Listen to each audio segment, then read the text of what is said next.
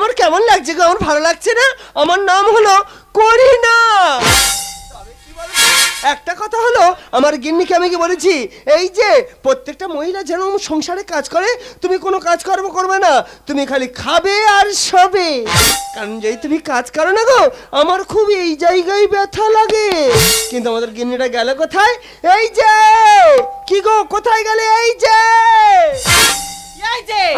তুমি আমাকে ডাকছো? ও বাবা, ডাকবো না, তুমি যে আমার সোনা পাখি। আর তুমি কি ড্রেস পরেছো? उनको पता है ना, तेरा सोता, उनको पता है ना, तेरा सोता। কেন আমার ভালো লাগছে না? বেটা ছেলে ওই মেয়ের ড্রেস পরে এই, আমার ইজ্জতে হাত দেবে না। তুমি জানো না আমার মধ্যে অর্ধেক মহিলা অর্ধেক পুরুষ বাস করে।